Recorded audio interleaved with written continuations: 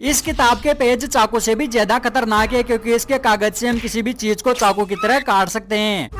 अरे घबराओ मत, ये तो खाने वाला लाल कलर है, लेकिन आज मैं सच में इस कागज की मदद से इन सारी सब्जियों को बिल्कुल चाकू की तरह काटने वाला हूँ। और सिर्फ सब्जियों को ही नहीं बल्कि इस नारियल और पेंसिल को भी मैं इस कागज से ही काटूंगा। इसके लिए मैंने इस कागज को गोल शेप में काट करके इसके सेंटर में एक छेद कर दिया है। अब एक ग्राइंडर लेकर के मैंने इस कागज को इस ग्राइंडर पर लगा दिया है। तो अब ये कागज चाकू से भी ज्यादा खतरनाक हो गए हैं क्योंकि अब इससे हम किसी भी चीज को काट सकते हैं। चलो इस नारियल को काट करके देखते हैं। तो यार सच में इस कागज ने तो इस नारियल के ऊपर की सतह को काट दिया। चलो अब इस पेंसिल को काट करके देखते हैं। अरे यार लेकिन इस कागज ने तो पेंसिल के 2 टुकड़े कर डाले। तो चलो अब इस कागज से इन सब्जियों को काट करके देखते हैं, लेकिन हर बार मुझे अलग अलग कागज बदलने पड़ रहे हैं। तो फाइनली मैंने इस कागज की मदद से सारी सब्जियों को भी काट दिया।